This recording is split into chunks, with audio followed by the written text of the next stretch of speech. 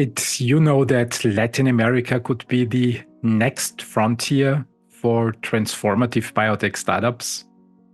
The region's untapped scientific potential is a goldmine waiting to be explored, and today's guest is at the forefront of this exciting venture.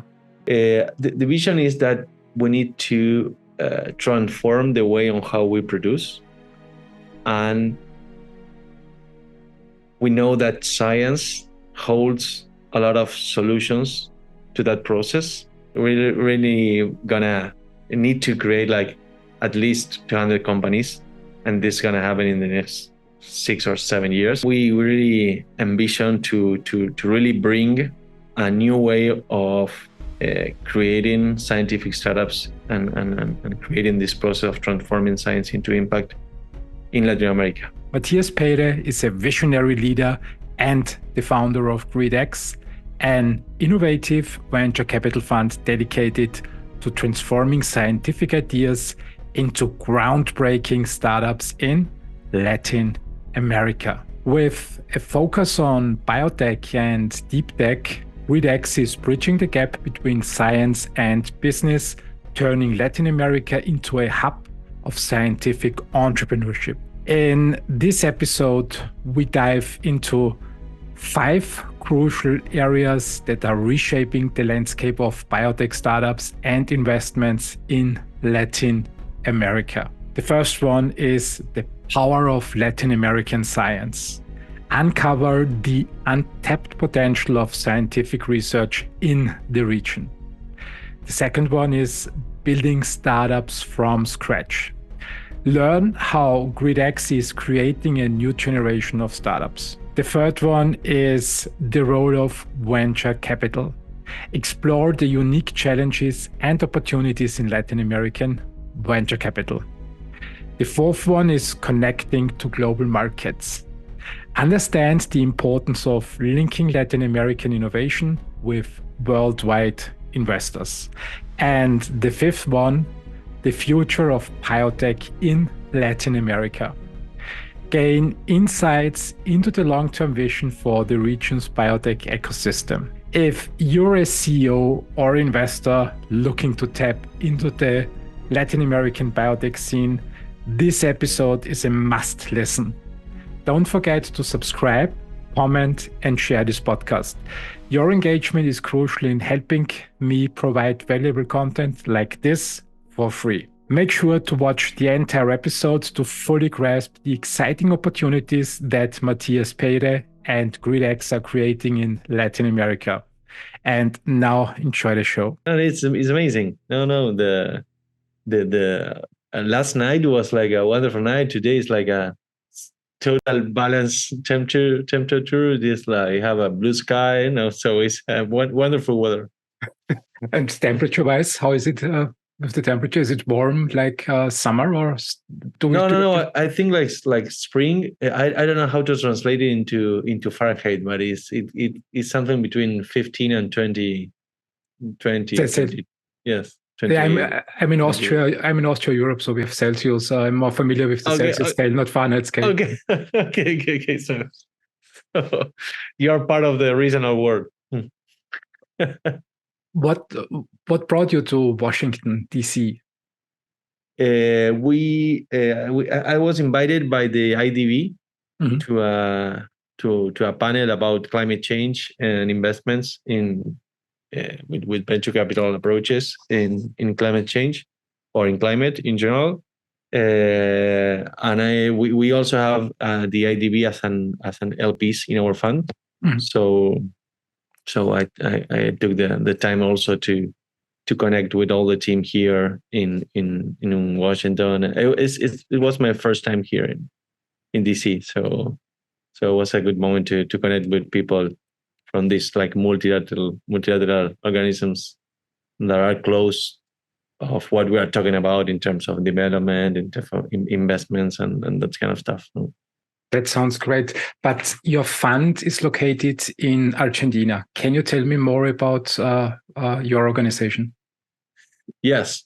Technically, our fund is located in Canada, but that's just a matter of where is the best jurisdiction for to place the fund. I am located, and part of the team is located in Argentina, not only in Buenos Aires but also in Rosario. But we also have a team, a partner in Barcelona, and we have part of the team is in Brazil, and we have a person in Mexico. So we're from Argentina. We're born in Argentina, but we are operating in all the region, and we are expanding to the region. The idea is to grow mostly in Brazil and Mexico in the next years. What is the vision of your organization? The vision is that we need to transform the way on how we produce, and we know that science holds a lot of solutions to that process, but we know that it's difficult to transform scientific knowledge into real impact. So we are focused, and we are very confident that we can do that job in Latin America. That is in general most difficult than in the rest of the world, because the culture around science, it's very far away from doing business. No? So to reduce the vision is that we want to transform the way on how scientists create companies in Latin America. That's a great vision. Tell me more about your journey. You're at the moment, at this time, you're operating as I would say, translational venture fund. You translate science into business. Is that the right understanding? Yeah. Yes. We like to define us as a venture capital fund. No, like plain vanilla, 220. 4 years of deployment of capital, 10, 12 years of the life of the fund. But with a particularity that we need to do something different in the region. When we started, there were no startups to invest in. So we started trying to be a venture capital fund investing in science-based startups in the region. But the first conclusion was that there were no startups to invest in. So at that point, we decided to create this model where we help the scientists to formulate their own projects into investable startups. And in the process of doing that, we help them also to connect with business entrepreneurs and help them to create the companies together. That's a great approach. What brought you to this position? Tell me more about your journey. How did you become a venture capitalist? Well, my background, like my academic background, is in business. I study business administration, and then I did a master's degree in finance. But my whole career since the early 20s, it was an entrepreneurial career. I started at the age of 22, 23, creating and co-founding a company that was an electronic and software company in the early 2000. No, I didn't catch the wave of internet. No, I am a little bit late, but that was a fortune for me because I was like a very entrepreneur enthusiastic.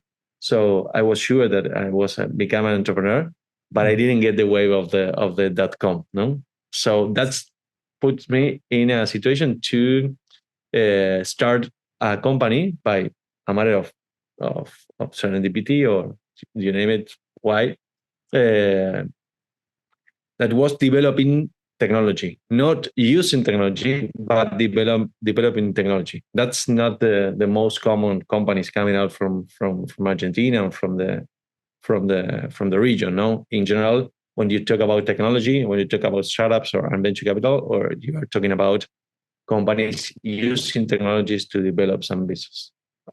In my case, was a different case because I started a company where we needed to create new products and in electronics and software to solve problems. No, in my case was appliances, hardware and software, to monitor the broadcast signals and headings of cable and satellite and that kind of stuff. Very technical stuff, very niche oriented stuff. So I had this company for more than 10 years. And in that process, I became myself like a translator between like these engineers and the market. In my company, my partners, my employees, my customers also, and suppliers and so on, all of them were engineers. So I was the only business guy in around all of them. So I like transform myself into a translator between those languages. So I learned how to talk to them, and I learned how to translate that. So I became very, very soon like that's kind of translator. And I started liking technology, but not like a technology user. I'm not a fan of having the last iPhone or the last gadget or so on. I don't care about that, but I like when I see stuff being made. So like engineers so I start liking that kind of stuff. So after more than 10 years of that company, I was trying to do something different. We didn't raise venture capital with this company. There was no such an industry in the region at that moment. It was more difficult, more far. So we didn't. But I started like looking for this kind of financing pathways, and I was attracted by that. To grow more fast and to professionalize the company. My partner at that time didn't want to go through that way, so I started like studying about venture capital, getting closer and understanding. So at what point I said, okay, I know what I want to do in my next venture. I want to invest in projects, but not in any not in internet, because I didn't have that experience. And there was a huge opportunity in the region because there were no investors investing in deep tech in general. Even didn't exist that name at that point. Deep tech. So I saw an opportunity there. I was a huge fan of science, because of this process. So I thought, okay, maybe there is an opportunity here to do something sustainable and something that can really impact in the region, connecting this scientific landscape. I didn't know nothing about the scientific ecosystem, but I knew that there could be some potential, and the venture capital industry. So when I exited my participation in this company, I sold my participation to my partner. So I decided, okay, I don't know nothing about science. I don't know nothing about venture capital. So it's going to take me no less than 3 years to understand where I am, what can I build here. So I talked to my wife and say, okay, 3 years of total uncertainty. Let's see what happened, but I think we should do it. So, what did you say? She said, okay, it's like a rhetoric question, because if I say no, what you're going to do?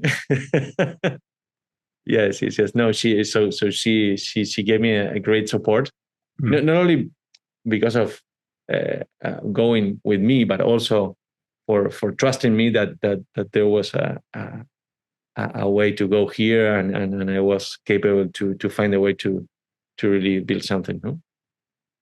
You mentioned in the last couple of minutes, and also on your website and on your material that are revisited, that you researched 3 years. Yeah. That you took 3 years to find a model to bridge science with business, basically. What sparked your curiosity that much that you decided to go 3 years into uncertainty, while also someone with your background would have easily found another job in another company? What sparked this curiosity in you? No, well, I wanted to do something new, something different, something with impact. So at that point, I saw that there was a huge opportunity, because nobody was investing in the region in science-based startups, and that was like make no sense because we have a not so huge like Europe or the US, but we have an important scientific system. No, in Argentina we have 3 Nobel Prizes in science, so we have like a culture in science. But there were no companies emerging, so they say, okay, here is something. And why 3 years? Because I make the math. I say, okay, this is what I can invest. The constraints were the limits. No, so I decided, okay, I'm gonna need time. No, I'm gonna need time first to understand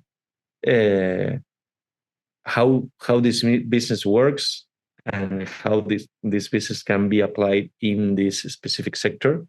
So the first year, I didn't thought that it was going to take me 3 years, no, but I thought that maybe I could do it in less, but I consider that I should keep like 3 years of margin to do this, no. So the first year was studying. So it was a very particular year because in general we work with a demand, no, with a daily demand. You always have a mail coming, you always have a text message coming, you have like your schedule, you have every morning your work is to answer something that somebody is asking to you, no? In general. And that year was amazing because I cut off all this daily work, and there were no mails getting in, so there were no like phone calls coming in or text messages, so nobody was asking me nothing. So I really went deep into a journey of studying about developing in the region, about the scientific system in the region, about venture capital investing in science-based startups. So this kind of about I was starting to understand about biotech, no, something like that. So it was like a full year of understanding both the business and the situation of the scientific landscape in the region. No? So at that point, after that first year, I said, okay, there are no startups to invest in the region, so we have to create them. If I want to take this opportunity, we have to work in the process of creating them. And to do that, we need to have a model to create these companies. We also need to have a fund to promise an investment after all the process of that creation. And that's going to be the model. It's going to be a venture capital fund with a company builder model. And that's it, with particularities to adapt that to the region. So what that, I went out to start talking with investors. Say, okay, I have this idea. No, these fundamentals. No, was very strong supported. So I need like $5 million to do like a prototype for this. And the people say, okay, I think the idea is great. I think that somebody needs to do this in the region, but you don't have experience doing this, you don't have track record doing this. Why you are going to be the right person to do this? Okay, so but I need the money to do it. Oh, I don't know. So what I did was, okay, I stopped the process of fundraising, and I said, okay, I'm gonna start trying to do this company builder process myself, going through the scientific ecosystem, mainly in Argentina. So I start traveling all around Argentina. Argentina is a very big country, so it could take like a 2 or 3 hours plane to the north from Buenos Aires and 2 or 3 hours plane to the south to Patagonia. So I started doing all the trips. So I started mapping projects and scientists that can be turned into entrepreneurs and can turn their scientific ideas into startups. No? And from there, I mapped like some hundreds of projects, and I started working with four or five projects myself as the entrepreneurial side. No? And that at that point I realized that first the scientists didn't or they wouldn't transform themselves in the timing that you need to transform into entrepreneurs. Maybe they jump out from the academia, but they wouldn't be the right interface between the company and the world, investors and clients and whatever. So I saw that the necessity of somebody like me was very high in those projects. No?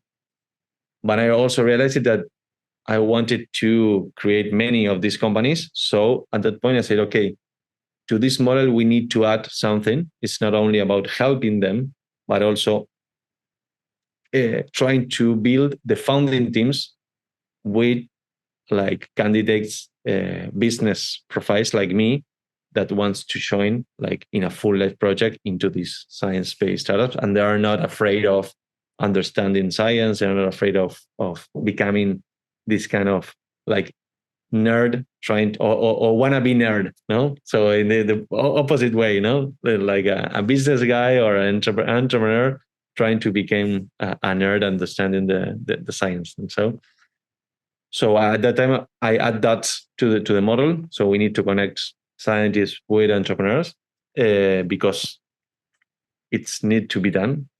Because a scientist is gonna take like 3 or 4 years to transit the learning curve of understanding the language, the codes, the aesthetics, and the way on how you have to move in this entrepreneurial in a venture capital landscape.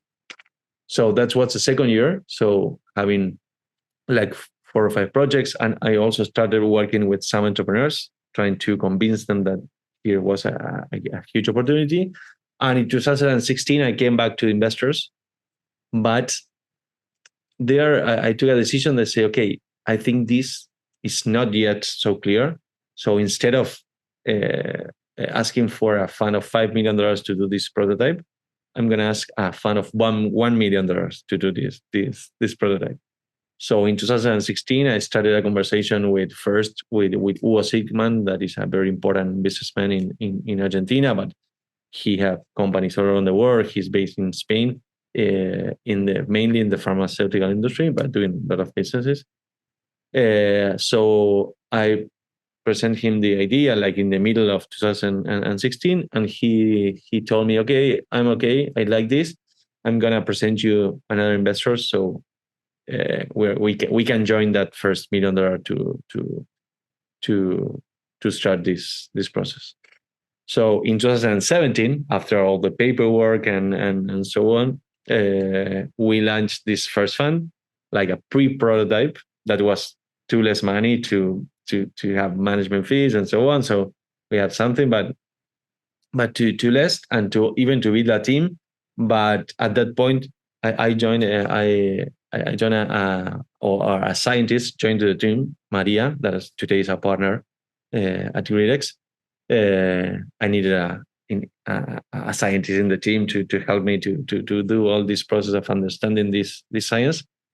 So in 2017, Maria and I like run all the stuff to invest in these first 5 startups that we invested. And at that point, I said, okay, if this worked, then I come back with a more strong proposal. So 2017 was okay, and 2018, I say, okay, now it's working. Now we need to create a team, and now you need to diversify this because it's very risky just to have 5 projects. You need at least to have 30 projects. No, so at that point they say okay, and they put the 4 initial investors put $5 million, and they helped me to get the other $5 million with other investors. So we raised this like prototype fund of $10 million. So at the end of 2018, 5 years after the 3 years that I talked to my wife, then we were like just like something like a break even or something like we have enough money to to build a team and to kind of afford the life with this project. She was probably happy then that everything worked out fine. And I'm curious to learn more about your decision making in the first year. I mean, you're absolutely right. Opportunity is where nobody operates yet. So looking in a direction and your judgment about Latin America is to say, okay, I mean, there is no translation of science into business yet. So somebody has to do that. But on the other side, when nobody operates in an area, it can also be that it doesn't work. So everything else failed already, or it's completely uninteresting. And the idea is just, let's put it bluntly, stupid. And I think every entrepreneur has to face the situation to ask himself, am I the only stupid person going in that direction, or is there a real opportunity?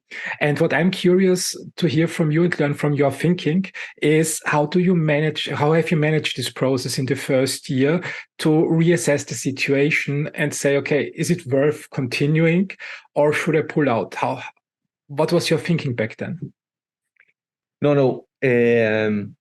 That wasn't maybe the first month. Was something that I talked to people and people say the obvious thing that why nobody did it. Maybe it's because it's not gonna work. But as I start understanding about the scientific ecosystem in Argentina, I start looking and convincing me of real fundamentals of why this should work. So one was that the scientific ecosystem was very competitive. We have a huge critic mass of scientists doing their post PhDs or postdocs abroad, coming back to Argentina. Many of the research institutions doing collaborations with institutions in Europe, in the US. So you have the talent is real competitive. So because one of the questions was on some of the points of people that said this is not going to work was around that the Latin American science shouldn't be competitive abroad. And I agree that could be maybe in the cancer research. And in general in medicine stuff and new molecules, but you have a lot of stuff like that.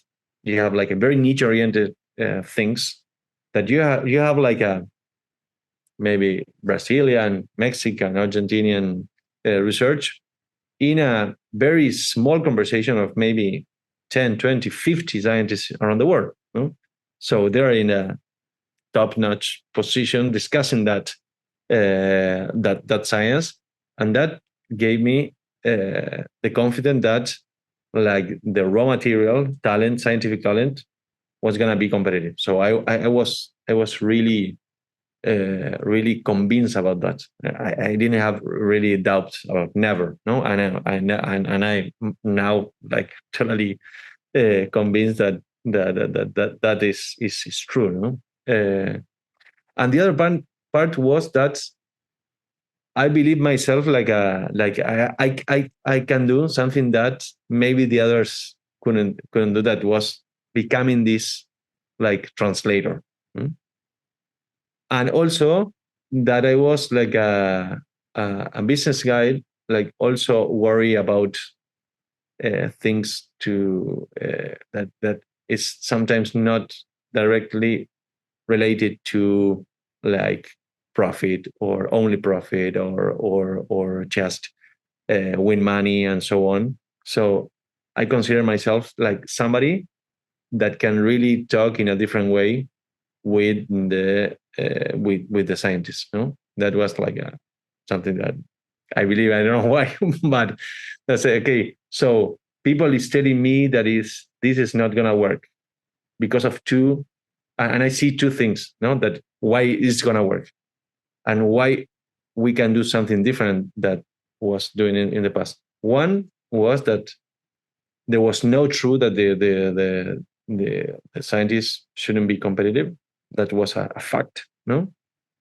And the other that I thought is, okay, you don't know how to talk to a scientist or talk to like a technical guy. No? Maybe that's why you are not getting the right opportunities, and maybe I didn't know as well, but I thought that I could. No?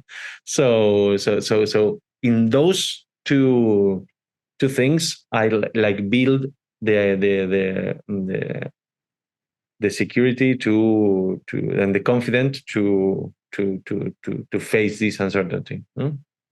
And it was very clear for me that here was an opportunity. It was just a matter of execution, no? And it's still being a matter of execution. No, we didn't cross the river yet. No, we are still doing a lot of stuff, and we have to show a lot of stuff. No, but I think it's a matter of execution.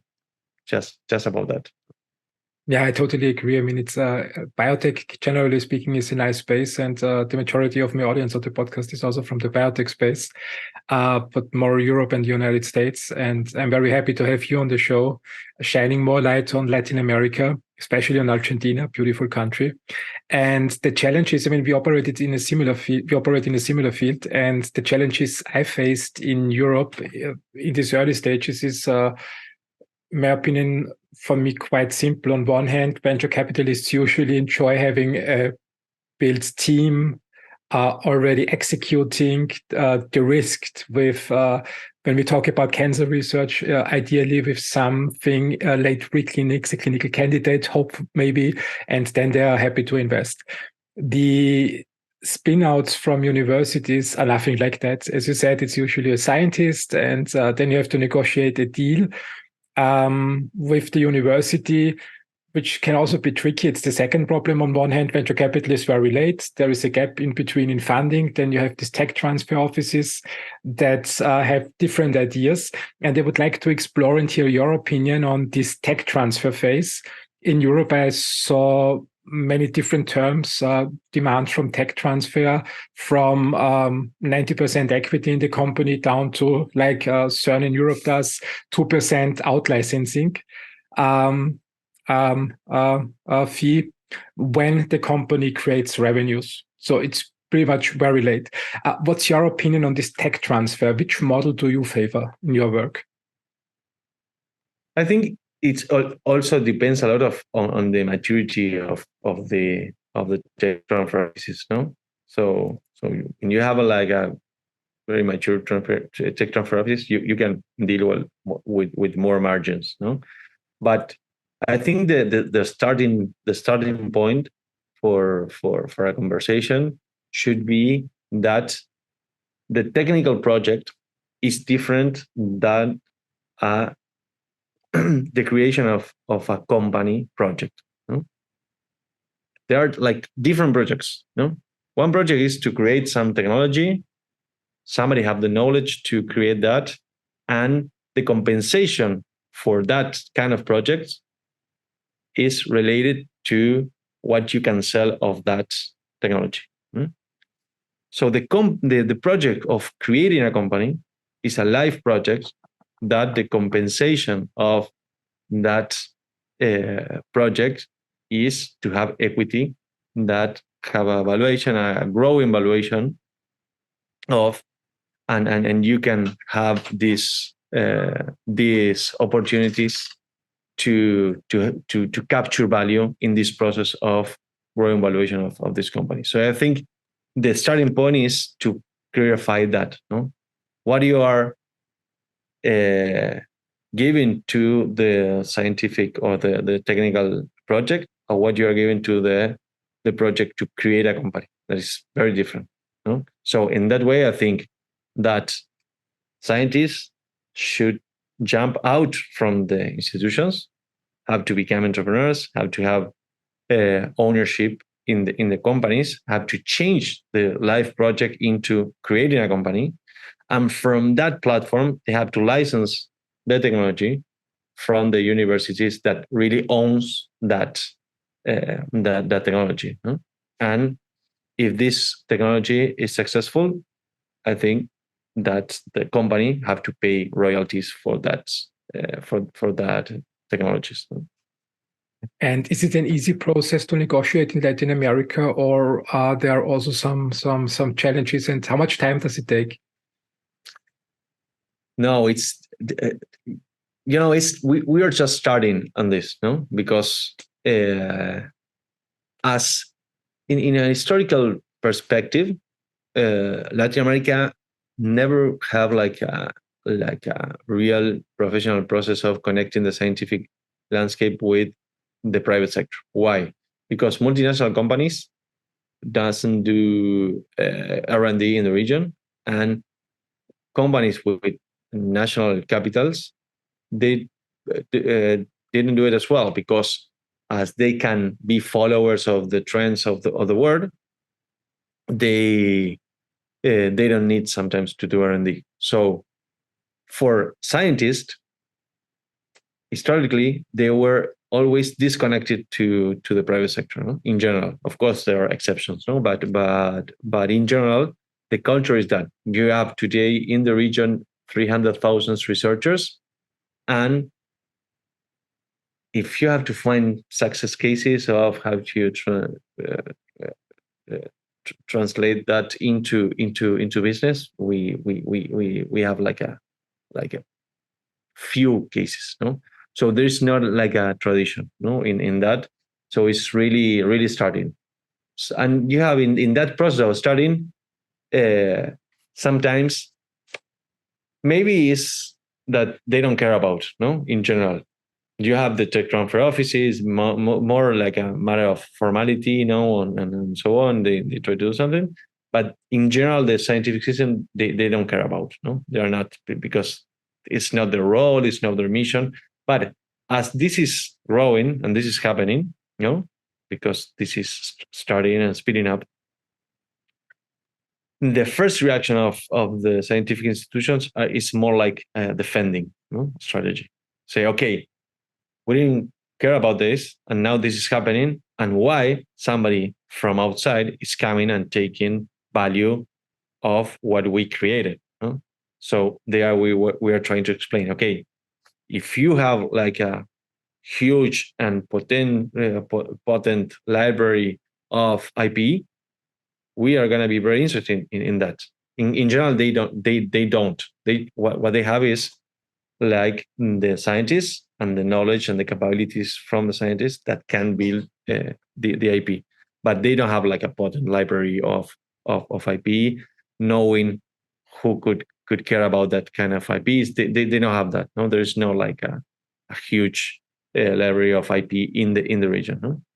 So you have this. So help me in the process of convincing this scientist that he have to jump out of the academia. So for being the best opportunity for you to license this technology that nobody else is gonna care about, just these scientists that live like the last 10 years developing this technology. So help me to in the process of this scientist to come out, because that is gonna be the best opportunity for you to take some advantage of this technology. Because if not, nobody's gonna care, because you don't have a professional in the university selling this IP to somebody and making all the journey that you need to do to properly well sell this kind of technologies to different companies. No, so it's a little bit messy, the conversation right now, because they were not taking care of that, but and somehow it's happening, and say, okay, what do we have to do here? No, we have to be defensive, or we have to help these guys, but they are the capitalisms. They are trying to steal our knowledge from the university. So sometimes we have to work very in a sensitive way, not to look like a threat, but to look like for like an opportunity, and that is not so easy, but when we are learning every day how to improve that approach, not for being a threat, and for being more an opportunity for them. Yeah, totally. Yes, I think we have the same challenges here in Europe, like you have in Argentina. Are the universities in Argentina or Latin America in general privately funded or public funded universities? No, most of the universities or institutions, where you have researchers, are publicly funded. Not only the salaries of the scientists, but also the grants that can allow them to do like different stuff, like or infrastructure or whatever. So almost all the science is funded by the public sector. Yeah, it's similar to most of the European entities. And my argument is usually that they say that the success criteria of universities are already fulfilled with publications and studies scientists conduct. So similar to what you say, when someone comes along and says, okay, I can help you turn part of the IP into useful products that 5 to 10 years down the road create more value for you, I think it's an asset, very often misunderstood asset for a university, because sometimes when they open the newspapers, they read of the next best deal, and this happens to be 1 billion. And this number then sticks in their minds and say, but in 10 years, you can get 1 billion and I have nothing. So you rip us off. And I think this is a very sensitive conversation in the tech transfer area we need to have with the TTOs to not end up in the situation that they say, okay, give us 90% right away of 900 million. That they're not there yet.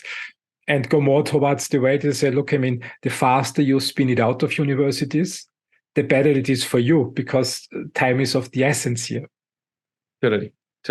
And I think in a more mature conversation, and if universities understand how is the process of participating in a venture capital pathway, they are in a more mature conversation. There we can find ways on how to compensate not only by your royalties, but also with equity. No? Mm-hmm. But I think that could happen when you have like a right interface in the university to create this, because you have to understand about governance, you have to understand about the assumptions that the investors are going to see when they invest, and they see in the cap table universities that have like a board of directors and maybe even they have 1% could be like a mess. No, imagine they have to take a decision between a day and another, and the university have to do the consultant with all the board that are maybe people that don't understand nothing about what we're talking about, and that could be like maybe a deal breaker for a specific deal. So that kind of threats, let's call, could be a deal breaker for a venture capital investor. So if universities start professionalizing that process of understanding how is the process, how is the venture capital process, maybe could take the chance to think more, not only about royalties, but also about equity. No? Mm-hmm. But I think sometimes it's difficult to explain that it's not a matter of greedy of the companies not getting involved the university. It's a matter of sanity of all the process, no? And that is very difficult to explain. I mean, we're talking about venture creation, and I like to separate the agenda. So one thing is for me the licensing rights to intellectual property, and in my mind are tied to royalties. The second part is equity, but equity in my mind is tied to people who bring capital to the table. Yeah. And the third part is service fees, which, for example, scientists who participate in the development or studies the venture does with the university creates payments for the university. I like to have it separated, but sometimes it's tricky because other people want to throw it all together and interlink it. And I like these three buckets. Totally. Yes. I didn't mention that opportunity for universities that are all the services that the company now funded can hire an infrastructure and use equipments, also human resources and so on. That's also a huge opportunity for the university. They can have like fresh funds, coming out from the companies, and a lot of companies is doing that with universities. But sometimes it's so a mess to do these like contracts with them and so on that they say, okay, we prefer not to do it, because it's very complicated, But I agree with you that we have to think in these three like streams, licensing, services and equity in a separate way. I get the warning in Europe, never call it services, but it's always the mistake that I do, because they said scientists don't want to be service partners. They are scientists, and they always forget it. It was, I created a mess 10 years ago. R&D collaborations. Yeah, this is the right term. I always come out with this. I also have a business background, and I hope no scientist feels insulted. But my friends know that they always make the same mistake. When we talk about venture creation, while you were speaking 10 minutes ago, I looked up the right name. It was Ma Hershenson. She had a speech last year in Miami at the All In Summit. And the topic of her speech was, can we really create ventures? Can we create entrepreneurs? And the example she brought was that she said, okay, look, from 10 people, whatever a venture builder does, and she has also a structure in the United States similar to yours in tech areas, is that whatever a venture builder does, 2 of these 10 entrepreneurs will succeed anyways. You can't change that. So they are the best, they are good, they do what they do, and they will win. And on the other hand, she said 3 or 4 will definitely fail. And whatever a venture builder does, nothing will come out of it for whatever reason. And the question she raised, she said, and the big question is, can we make a difference with the almost 4 to 5 others in the middle that are not yet at the top, but they are too good to fail? Can we make a difference? And since you are running a venture builder basically since 2016, I would like to hear your opinion. What's your experience with this 10 entrepreneurs that you get into on your table, that you decide to work with? How do they develop under your guidance? Great. First is that we can work with people that sometimes they don't consider themselves as entrepreneur. Entrepreneur is not like something that you bring from in your genetics. No, entrepreneur is a matter of action. You are creating a company, or we are not creating a company. So if you're in the process of creating a company, you are an entrepreneur, period. No, so I don't think there is like a entrepreneurial soul that you should have to do it. I think that you need to answer one question, because if you analyze an entrepreneurial career, it makes no sense to compare into like a corporate career or another career. No, for a business guy, makes no sense to become an entrepreneur. The only reason to become an entrepreneur is that if you feel that you're gonna regret not doing it. It's the only reason that you should consider to jump into an entrepreneurial career. So that's the baseline. No, all the 10 entrepreneurs that we are considering, all of them should have that question answered. No, is the right moment for you? Are you regretting if you are not doing this? Yes, I will do. Okay, so you have to take the chance. And from there, in this kind of ventures, we are seeing a lot of that, the middle entrepreneurs, because as the companies are not created in the vision of the entrepreneur, it's created trying to execute something that the scientist brings to the table. That's non-obvious, super exciting entrepreneurs in the middle. If they are good executors, if they are like constant, if they understand, if they are coachable, if they are like straight point and so on, I think that's the like middle range of entrepreneurs could be very valuable as well. We didn't have, or we don't have yet the math of a 10-year period, to understand where we are yet in understanding that, But what we are seeing is that we are not gonna have like only the outliers. We hope to have the outliers, but it's not gonna be a matter of looking for one company of 1 billion.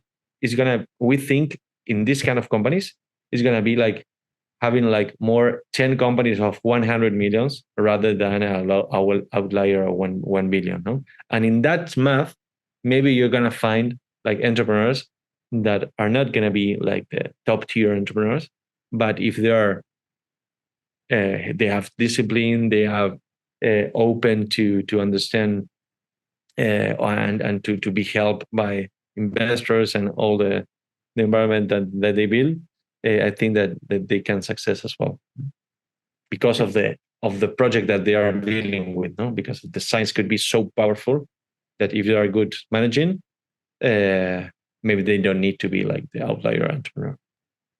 I mean, what I'm curious to hear to hear your opinion.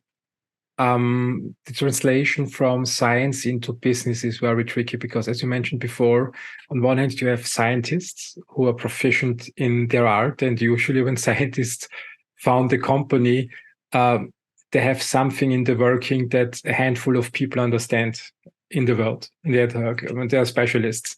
And on the other hand, when I look on the hardcore finance side, you also have specialists who only focus on specific parts of business and finance. How did you experience in your work the complexities and challenges of bringing business, finance people, and scientists together? I think there is one common place for all of them. That is, if you sit on the table people that are really care about impact, and that's the central conversation in the table, and they know that they can't face that or achieve that kind of impact without the other, they have to figure out how to work together. Imagine you're in a ship, no, and you have the captain, you have the sailor specialist in the wing or whatever. I don't know nothing about ships, and you have to face the storm, no, and everybody want to stay alive in that process, no. So they're gonna find a way, or they're gonna try to find a way of leading to the storm. So I think impact today is a very important connector for that conversation, because you really have like sincere entrepreneurs that really want to impact, to do something different. No, they understand then that they have to win money in a capitalism system to do it. No, but they really they are doing what they are doing because they want to really transform something. And the scientists naturally are more impact driven. No? So they are thinking how this knowledge that they were working on, and as you mentioned, maybe there are 20, 50 people that really knows about this stuff, how this can really impact to somebody else and can really transform something. So I think impact is if we can find that appropriate conversation between them, then they have to figure out how to manage the differences, no? Because they are in a common project. No? Yeah, that's a great strategy to define an outcome both parties or both sides are passionate about and lead them towards that outcome. Hopefully not in a way like the ship that you say, okay, either this or we end this here. Or die. Or we are done. Yes. No, but they're constantly facing that in their when they're talking, no? Because if imagine a scientist that is saying, no, I don't understand this guy, no, and why he's doing this, and why he's so different, and why he's saying this. But if I push so much, thinking that I have the reason, the alternative is that my project is not gonna impact, no. So I have to stop, because I know that if I push so much, no, I'm gonna die. They're not gonna die, no. So the project is gonna die. So the analogy between living and dying is useful for us. We always say to the founding teams, don't die, because you are not in a binary chance of doing a company, but if it didn't work, okay, you're gonna do another company. No, you are putting 10, maybe 20 years of experience in something. So keep it alive. And we are not agree in this conversation and fail fast and so on all this kind of stuff that you seen in the last 20 years in the entrepreneurial mindset in the digital space. No, this is don't die. It's not fail fast. It's don't die, because you know that you have something different. You have an understanding of something different. So maybe what you need is more time and different approaches and different conversation with this partner that you find. There's a business guy, and how you connect together and find a way to really put all this knowledge and this value in a right perspective to tempt the market and investors. No, so don't die is a maximum for in our perspective. You know. Mm-hmm. Yeah, I think this is a conversation interesting to have. I mean, the spirit of fail fast on one hand, which can be, I mean, then we have still the power law. So most of the companies need the 5 to 10 years period until they really take off. And when I apply the fail fast thinking, it could also mean kill the company before you can prove that it really works. And I also like the attitude sometimes, especially in these times, Europe, now we have a recession. It's all about survival. So keep pushing forward. You need 5 years to really find out whether something works or not. Tell me more about this approach that you brought up, fail fast versus don't die, survive. No, so we think that we need to transform the way on how we produce, no, and in general, because we are going to have like more and more pressure in terms of changing this means of production, no, and as I mentioned, science holds that knowledge, no.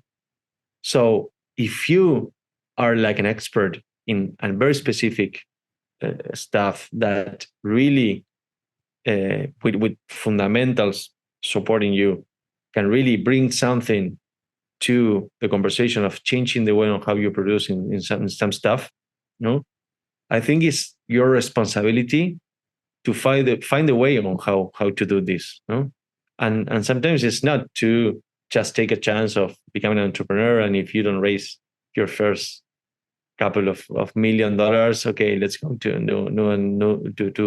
to do another stuff. No, is to really be very like deeply responsible of what you're gonna do to really bring something to the table in terms of how to bring some alternative to on the means of production. No, so I think it's a matter of responsibility. No, so we know that there are fundamentals that can tell you that your enzyme is better than the agrochemical that you are using. No, it's obvious that it is, but it's not so obvious when you have to run this last mile or to think about how to put that in the market. No, so take this process in the deepest responsible way, because it doesn't change the fundamentals that this new like bio fertilizer or whatever is going to be better than the synthetic fertilizers. That is a fact. No, this is better than this. Maybe it's not a better business. So we have to take this responsibility to make this a better business than the business that is bringing harm to the planet or to the people. No, so I think it's a matter of, now we know that we have the solutions. No, we have the responsibility to make these solutions a good business to finally replace the solution. So I think it's a matter of responsibility. Yeah, no, absolutely. When you know you have something that works, bring it to the market, makes a whole lot of sense, but it won't be easy in most cases. And when no, it's not gonna be easy, but it's worth to commit 10 years on that to see if you can do it. Of course, if you take 10 years and say, okay, maybe it's not that this doesn't work, maybe it's me that I don't know how to make it work, no?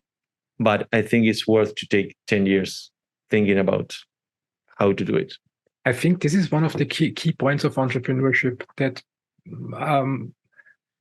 are not really mentioned very often in conversations, that I think any company that wants to achieve something significant needs at least 10 to 20 years planning.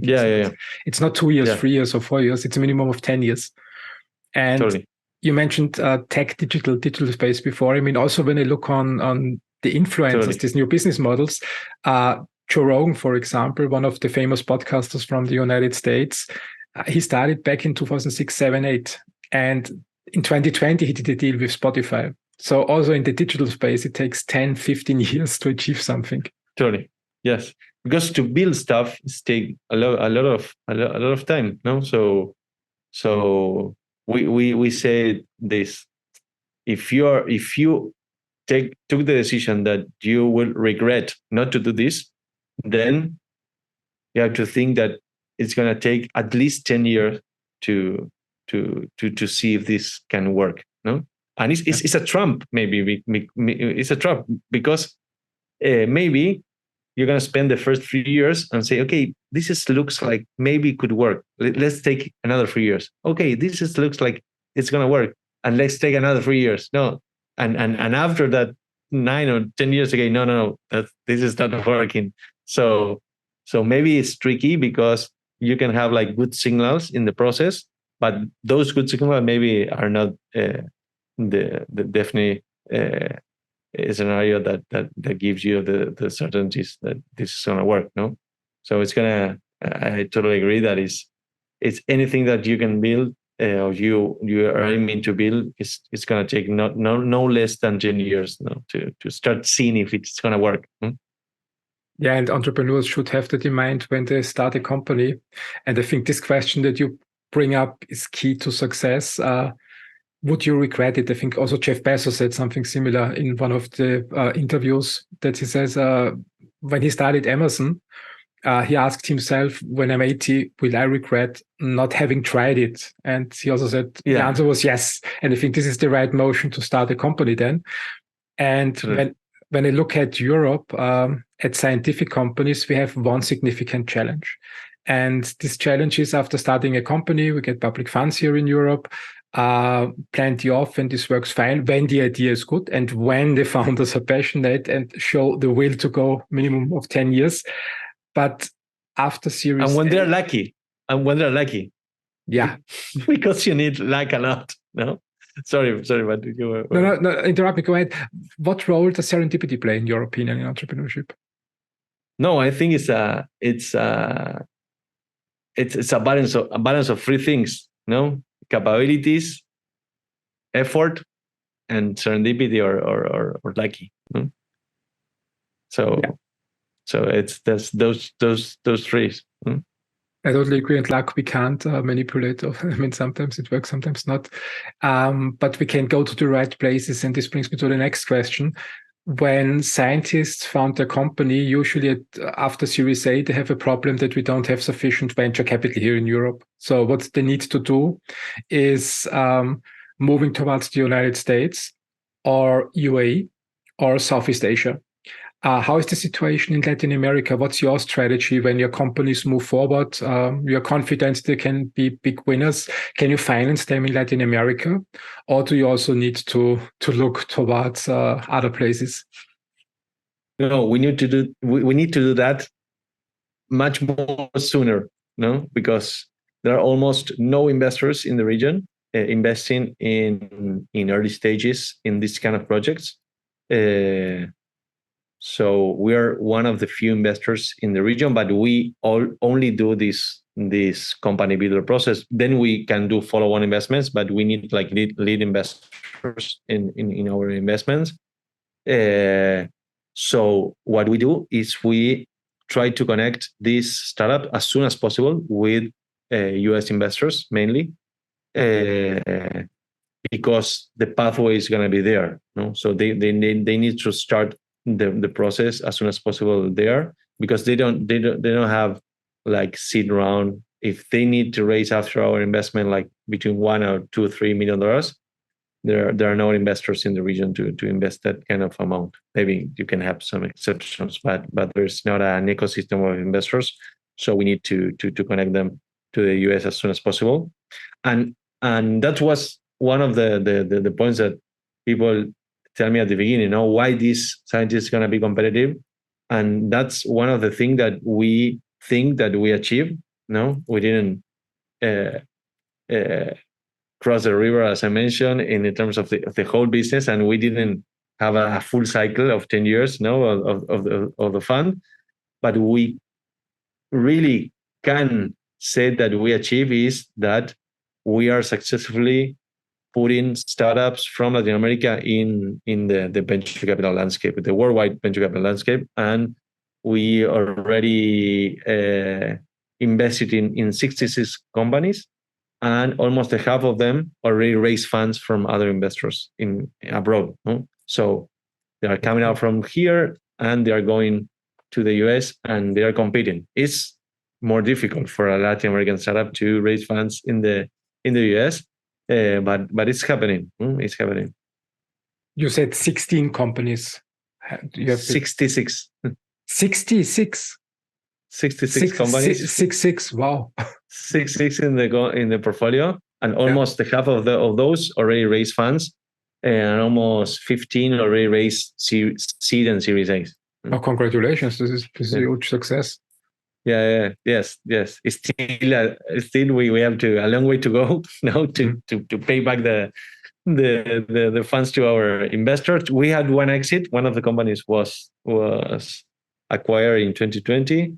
So we pay back a little, almost the first fund, but we are still in the process of looking for more exits to show not only that this is possible of having these Latin American startup raising funds abroad, but also to make a business for the investors that are trusting this.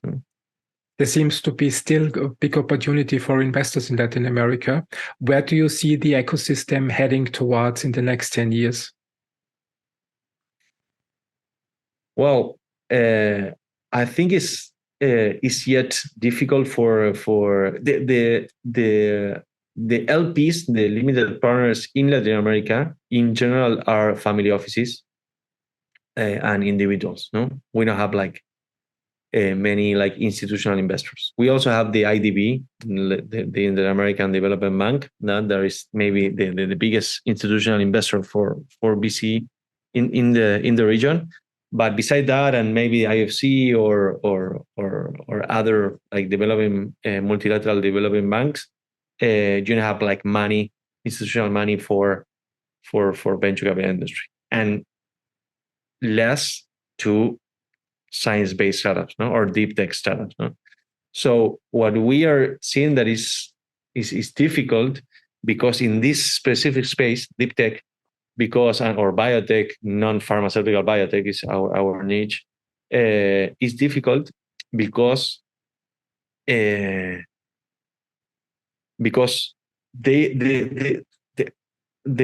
cycle is not complete yet. But not only in Latin America, in the US also, you don't have a full cycle of investments in this kind of startups. So it's more difficult to understand what you can expect as an investor. No? Okay, if I put $100, what are the odds to have a kind of return or a range of return? We don't know yet. There's no the maths yet because it's not the full cycle yet. So it's difficult. No? So I think that in the next 5 years, I don't know about the next 10 years, but what we can see is more investors from abroad, from Europe, the US, coming to Latin America, understanding the business that they are seeing in the US, and being the LPs of this kind of funds in the region.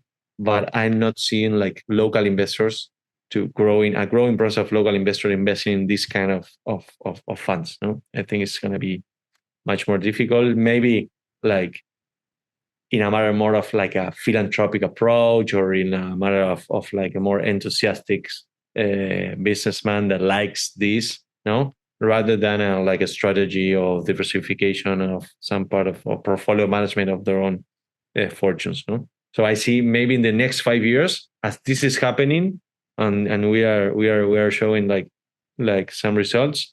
I think that it's going to be more attractive for investors from abroad that have appetite with Latin America, even though our projects are not focused in Latin America, no, are worldwide solutions. But you need to have like some sensitive about the Latin American risk. So I see more like foreign investors coming into the region to invest in this kind of funds. And we don't see that we're going to have like an ecosystem to have like seed and Series A investments, a full ecosystem in the next 10 years in the region. I think it's going to take longer to have at least what you have in Europe. No, maybe it's going to take like 15 or 20 years to at least have enough investors to invest in seed and Series A in the region. Yeah, 17, 15 years. 15 years is a good time frame. I think Europe was at the same place in biotech in 2006 when I started in this area. And it evolved naturally over 15 years. So many companies are not there anymore. Some got sold, some exits, some did IPOs, but money was flowing back, basically fully founders, and they always give back. It takes time. Yeah. Matthias, it's really great talking to you, but I just checked the clock and I'm okay. I'm okay. If you're okay, I'm okay. Don't worry. Oh, I'm fine too. I'm fine too. I enjoyed this conversation a lot. But let me ask you, which topic would you like to cover next? What question should I ask you? What parts did I not cover yet? No, I think that we can talk a little bit about the opportunity, the Latin American opportunity, what we are seeing here and why we have like fundamentals of why Latin America should be a great opportunity for this kind of investment. So, yes. what we are seeing is three things. No, one is the availability of this pool of talent. As I mentioned, there are like 300,000 researchers in the region. Maybe we don't have the right numbers, but we estimate that we have 200,000 researchers related to life sciences in general. So we are like envisioning to think about at least 10% of that talent working on startups doing science. You have a huge pool of talent, and almost none of those are like working on the private sector. So it's not so easy because you don't have the culture in that talent to work in a company, but it's an opportunity because you are not competing with like a big companies or startup raising $100 of million that are hiring this kind of PhDs. No, so as a startup, you can grow very fast. No, hiring people that is available in the market. That's a huge opportunity. The second opportunity is there is a cost arbitrage opportunity, because that kind of teams could cost like a tenth of what you can spend in Europe or the US, and they are showing that they are very competitive. A very good talent, developing great stuff from the region. And the third thing that we see as a competitive advantage is the biodiversity that we hold here in the region. No, in general, when you talk about biodiversity, people think more about the conserving because a matter of balancing nature. No, I agree on that. Of course, we have to think about that, but in general, we are not talking so much about the asset or the value that is in that biodiversity. No, as we are speeding up the process of transforming biological data into binary code, sequencing this information and speeding up the process and descending costs on that on this. The speed of having this kind of information that we can have is gonna grow. So as we have the more biodiverse region in the world, the amount of data that we can have there could be a real asset, no, for the region. So I think it's a huge opportunity for the region as well.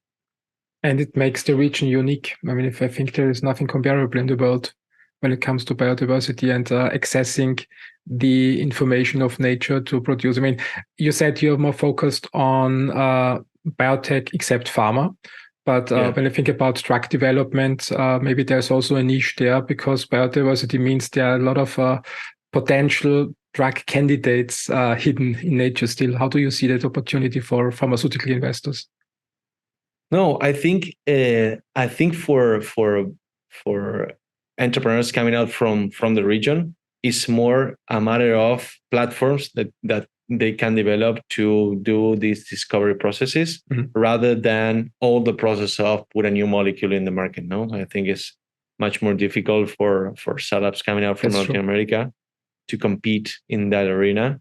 No, is very difficult, and we have a lot of opportunities in this kind of technological platforms, in the agriculture, in food, in biomaterials, in the industrial biotech, and so on, rather than go through a molecule. We sometimes discuss with scientists in the region because they say, okay, look, we discovered this in biodiversity, and this could be, we can cure cancer, whatever, no, with this new molecule. Okay, how do you discover this? No, because we are doing like explorations in the Amazonia or whatever, and we have all this library of all these different microorganisms, and we are like screening all that. So that is your business, not to put a new molecule in the market, because it's going to be much more difficult, no, for you, and you show that you are doing very well the other stuff, no, how to explore, to screen, to select the right molecules or the right microorganisms to find different opportunities. No, so but sometimes scientists wants to themselves to put the new molecule in the market, but they say, oh, okay, we are not gonna do it. I know it's very attractive to the idea of finding the cure to significant disease. But the failure rate, I think, is still 99.9% of molecules don't hit the market. And drug development is a science by itself. So clinical drug development, especially. And this is, I think, very interesting for scientific companies. I mean, you can easily take IP and scientists and put it in a corporate shell. But once they complete the preclinical work, they enter a completely different game. This is nothing to do with basic research. This has nothing to do with translational research or drug discovery. It's completely different skill set needed and in a scale. Totally. Yeah. And it's very difficult to jump in that conversation coming out from Latin America. Sometimes it's difficult coming out from a university in the center of the United States. No? It's difficult for them also to be competitive in Boston or with Berkeley or whatever. No, you mentioned the Ivy League universities. No, so we decided not to do that kind of stuff because it's very difficult. And sometimes we have like companies doing, and they accept to transform what they are doing more into a platform rather than into a pipeline of new molecules. Yeah, I totally agree. The first company that I worked with was a spin-out from Novartis. It was a department of Rutger Novak, who later created then CRISPR Therapeutics with Emmanuel Charpentier in Switzerland, then moved the company naturally to Boston to list it on the Nasdaq. And it's like Intelia. So Emmanuel Charpentier and Jennifer Doudna got the Nobel Prize. But from what I hear from you, I mean, you have this platform technologies, you have biodiversity. So there seems to be a huge opportunity the other way around. Drug developers from Europe and the United States could hook up with your scientists and take their innovation from their platforms and select some that qualify for developing novel therapeutics. And maybe there's an area for collaboration. How do you see that possibility? No. That's a huge opportunity. No, there are not like the bridges to do that and the connections to that are not built. No, but the opportunity is there. No, sometimes it's difficult from the raw opportunity to a clear opportunity to build the right connections to make it happen. It's not so easy, but it's clear a good opportunity. I think the opportunity is more for like Latin American startups to develop their stuff, and from Latin America they have to go to Europe or US and show that they are an opportunity. We are seeing the opportunity more there rather than okay, let's the European or the US scientists coming out to Latin America and see what happened. We're seeing more in the opposite way. If you find a way of selling that you have a company that can raise funds and that can be an opportunity for this, like pharma industry or whatever, then that's the right way to do it. No? To show you that you have a company, that you have a platform, that you have science behind that can be strong. That's the way to attract this. That's the way we are doing it. No? Yeah, I had a team from Latin America, BLTech, on, I think, 1.5 years ago on my podcast, who did exactly what you described. They started in Latin America and then moved the thing to the Netherlands and started traveling Europe to find collaboration partners. And it seems to work fine. So it's a great strategy. Okay, great. I didn't know them. It's good to know who they are. Yeah. Check it in your. Yeah, I send you the link afterward. Great. When investors get interested to connect with scientists in Latin America, what would you advise to them? How should they do it? No, I think the point is that the Latin American project should show themselves like a scientist that knows something specific and they know how to put in the market. No? After all that process, if the investor discovered that they are coming out from Latin America, maybe he can start thinking about why he is investing in Latin America. But I think that what this kind of startups have to show is that they are bringing something that is truly competitive, no, and that it's possible to make something different, no, and the investors really need to rely on somebody else, no. It's very difficult for them to rely only on the promises from the entrepreneurs, no. So that's why we are trying to do. No? For example, we are doing that kind of work with IndieBio in San Francisco, New York. I don't know if you know that they're a huge accelerator in biotech, and they already invested in 11 companies from our portfolio. No? And at the beginning was why this is coming out from Argentina, from Latin America, and now they use us as an interface to understand what is coming out from Latin America. Of course, then they have to see the projects as they see any project. No, they have to believe in what they're doing. They have to believe in the science and so on.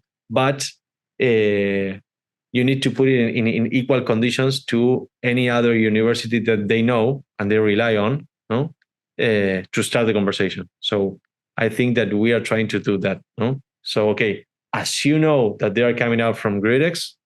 No, now you can understand this startup as any startup coming up from any university from the world, because you know that they are going to be serious scientists, they are going to be doing serious stuff, that they are going to have a true commitment in what they are doing. They have a good process of how they license these technologies and so on. So we need to put that, like, I think, interface to build confident with investors, no? So it's difficult for them by themselves to understand and to do like deep due diligence in the scientific side without having this interface, no, of trust, no. Mm-hmm. Yeah, I think this is a great approach to connect with you and build it from there. So what you built with IndieBio basically makes a whole lot of sense when you already have a footprint in the region. When I look towards the future, 2030 is a little bit close. We now have 2023, but let's look further. 2040, how do you envision the future, and which role should your fund play? Well, as a matter of odds, we are like looking for we are quite pessimistic, no, about the future of humanity, no. If you're seeing not only what is going on, but also the dynamics of how we and motivations and the system on how we evolve, no.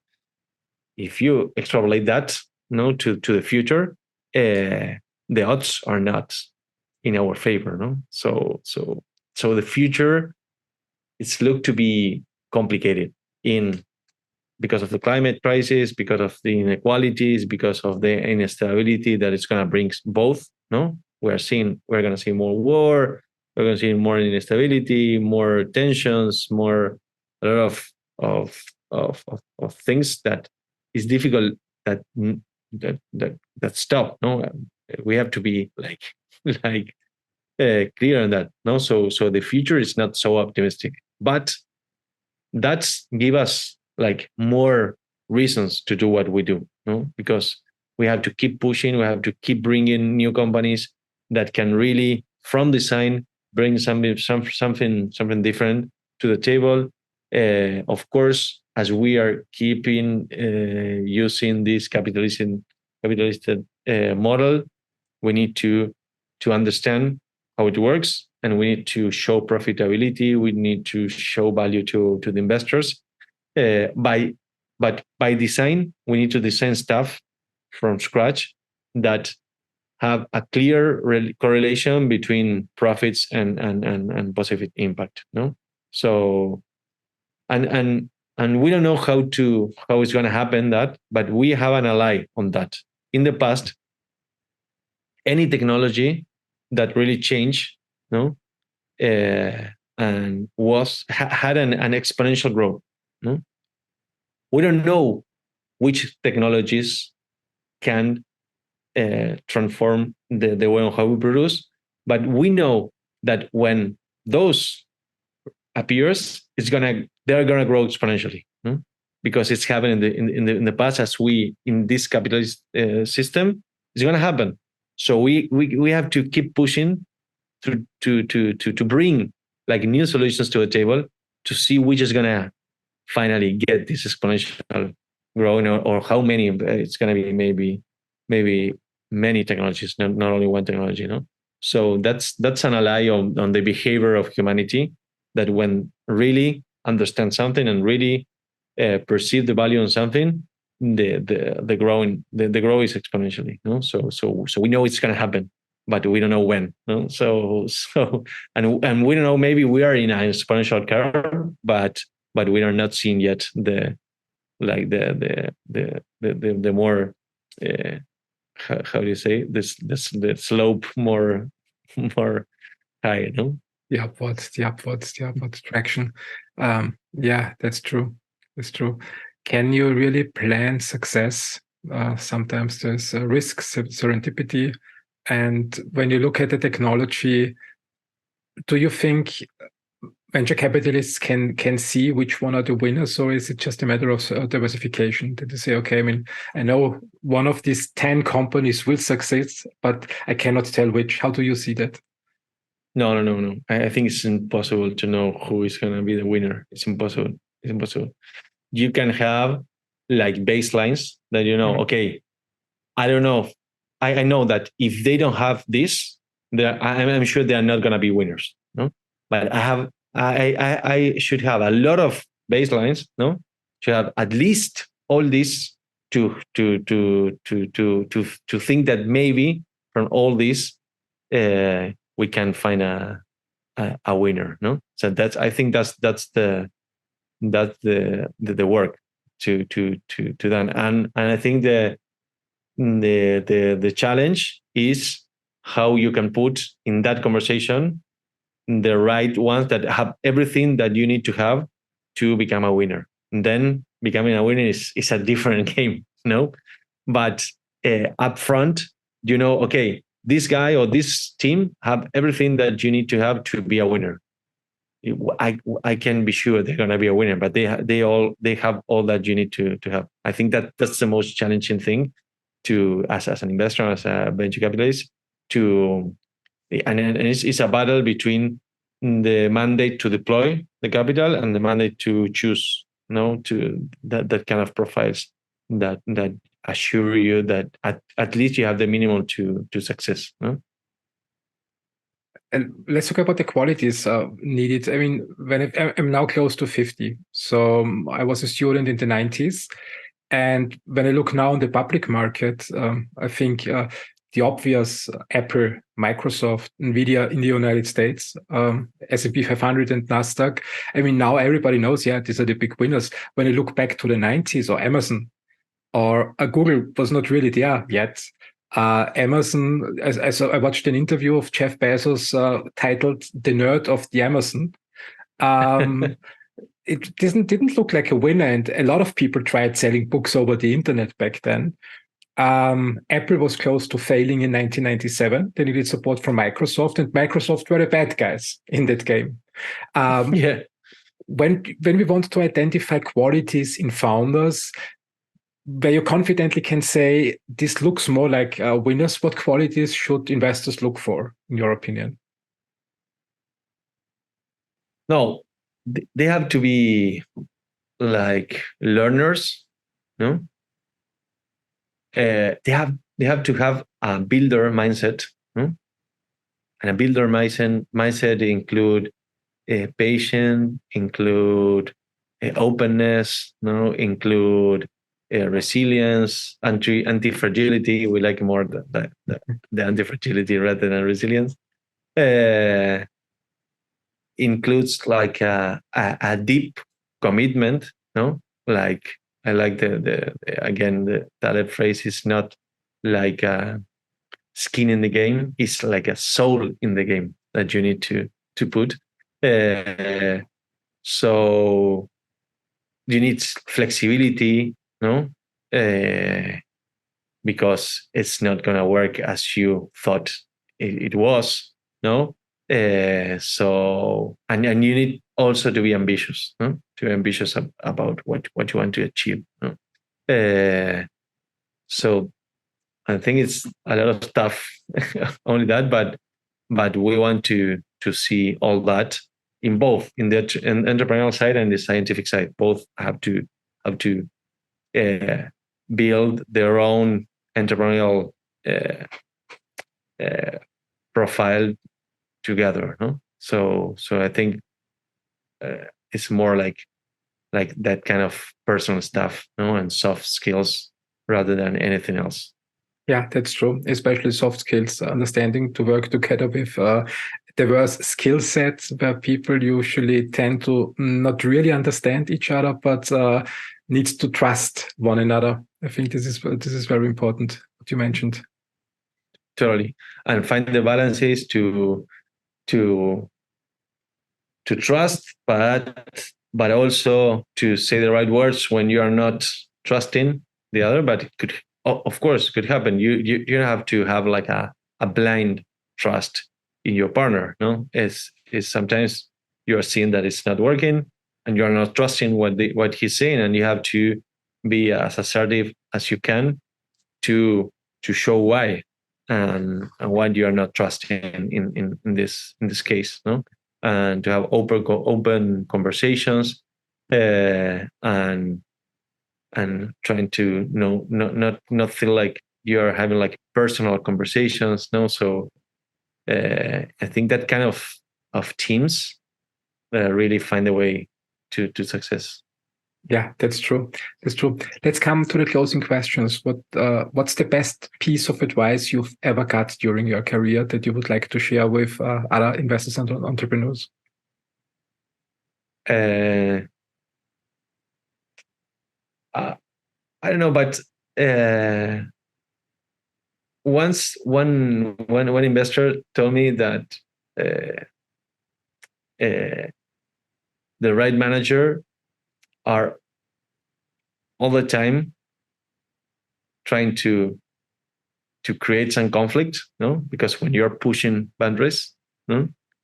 You're creating conflicts, no, in your team. But then creating conflict, having the skills to solve those conflicts. No? So I think that was a very interesting advice and approach, that you can't be a manager or a leader always having everybody happy. No? You have to push the boundaries. No? But when you push it, you have to know that it's gonna happen conflicts. No? And then you have to know how to solve those conflicts. If you only push boundaries, then you're gonna have chaos. No? But if you push boundaries because you need to push boundaries because you need to achieve something different or something new, then you need to reaccommodate that. And I thought it was a very valuable insight and advice that I received from one of my investors. That's a great point. There is no company without friction, basically. Then yes, we have to deal with conflict and friction, the tensions. Mm-hmm. We have to deal with those kind of tensions. You have to know how to deal with tensions, and mostly when in our case that we are putting together like these business languages with scientific languages, if you don't know how to deal with that kind of tensions, if you're not tensioning so much, you are not making nothing new. So you need to create the tension. That's true. And it needs also a little bit of resilience from everybody. Totally. To accept a certain amount of tension and friction in a company, and it can't be always a place of harmony. Totally. Yeah. That's a great point. When you could go back in time and give advice to your younger self, what would that be?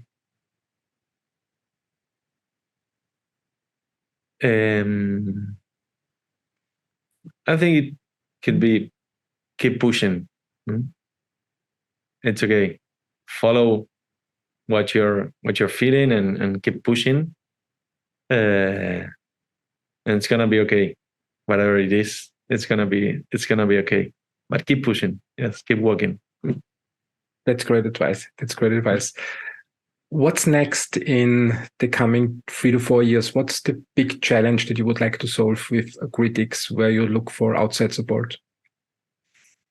Well, we really in our team, we really ambition to really bring a new way of creating scientific startups and creating this process of transforming science into impact in Latin America. No, we're still too young. Even we have already 66 companies, but with this second fund that we are running, we're gonna reach almost 100 companies. But we think that to be really in a position to say, okay, we now have enough information, when really gonna need to create like at least 200 companies, and this is gonna happen in the next 6 or 7 years. No? And from there, we can say, okay, we can stop and say, okay, where we are now, no? And what is next. But at least we don't have enough information to have like deep conclusions, and we think that enough information is going to come out from something like 200 companies, no? And all the pathways of those companies. No, at least we don't have that information. We can think in the next step. No? So on what do we have to do? So we are very focused right now on deploying this second fund and pushing these companies to connect to worldwide investors, to think about our next fund that's going to be in 2-3 years, and to reach that amount of companies, because we think there we're going to have like enough information to see if we are doing or not something right. No? in the middle, we constantly iterate and consider the past year to things about improvements, no, but to make like a real balance, we think that we have to face that, and that's our main objective for the next years to reach that kind of companies, because a matter of the information that we can have there. Let me sum this up. So your fund started in 2016. No, yes, in 17. 17, and 2016 was the first year of exploration. 2017, we have now 2023. It's 6 years. So basically you create 10 to 12 companies per year in average. Yeah. Wow. Yes. That's impressive. That's impressive. In the process. And we are not only in Argentina, we are in Mexico, Brazil, Uruguay, Chile, Colombia, and Costa Rica. We have companies from those. We have a small team in Brazil with two persons. We have one person in Mexico, and our idea is to grow and to have like more territorial presence mostly in Mexico and in Brazil. And we think that instead of creating 10 to 12 companies per year, we can create between 20 and 20 something per year if we have more presence in the countries. No, so we envision that to reach that amount of 200 companies in the next 6 or 7 years. And the next closing of your next fund is in 2 to 3 years down the road, basically. Yes, in 2025 we're going to start the fundraising process for the third fund that we hope to start deploying it in 2026. So basically any institutional investor, family office interested in diversifying their assets and thinking about also having a footprint in Latin America can reach out to you in the next 2 to 3 years to start exploring whether there is potential for collaboration. Yes, totally. We are constantly doing fundraising. No, a venture capitalist is always it never ends. Never ends. No, never ends. So whenever they want to reach out, we are gonna be very, very happy to answer any question they have and start a conversation with all of them. What's the best way to connect with you? So sometimes LinkedIn is the best way. No, you can assure there that the contact is gonna be. I'm gonna read the contact, but we have a huge presence in social networks, in Twitter, in Instagram. No, so we are open. But myself, I think the best way is it could be LinkedIn, no? With my profile, or Twitter, that is mpeire. It's like my surname, my user in Twitter. So I think both are easy ways to contact. Great. I will put it in the description of the podcast and later. Right, thank you. Do you have any final thoughts or messages you'd like to leave to the audience before we end the conversation? I think that we faced the last 20 years like a huge revolution in the digitization space. No, today the biggest companies in the world are those. No, we digitize the world. We have a lot of stuff to do in that. No, there's many stuff to digitize. But I think that we need to think about the next 20 years. With this opportunity of transforming the means of production. No? And for that, we need to bring a new generation of startups, a new generation of investors. It's not going to be the same. It's not going to be even the same business as it was with the digitization of the world for the last 20 years. I think we have to be open to discuss new venture capital models, new approaches, new understanding of which kind of companies we are funding. But we really need to think on this as a huge opportunity. Matthias, thank you very much for this conversation. I enjoyed a lot learning more about the challenges in Latin America. I wish you all the best for the future, and let's stay connected. Yes, thank you very much, Christian, and for your audience. And thanks for showing this. Thank you for your time and have a safe trip home. Bye-bye. Bye. Thank you for joining in on this inspiring journey with Matthias Pede. We have explored the untapped potential of Latin American biotech, the innovative approach of GridX in creating startups, and the crucial role of venture capital in transforming scientific research into global business opportunities. Matthias' vision for a thriving biotech ecosystem in Latin America is not just inspiring, but a call to action for investors and entrepreneurs worldwide. If this episode sparked your interest or provided valuable insights, please show your support. Like, comment, and share this podcast. Your engagement is vital in growing the show, which in turn helps me attract more incredible speakers like Matthias. Every like, every comment, and every single share makes a significant difference in the world of social media. Remember, every big change starts with a single step. Whether you're an inspiring entrepreneur, a seasoned investor, or simply someone passionate about innovation and growth, your actions and decisions have the power to shape the future. Let's be part of this exciting journey together, exploring new frontiers and turning visionary ideas into reality. Stay curious, stay motivated, and keep pushing the boundaries of what's possible, regardless of the friction you create. Thank you for being with me today, and don't forget to tune in for more inspiring episodes. Have a great day.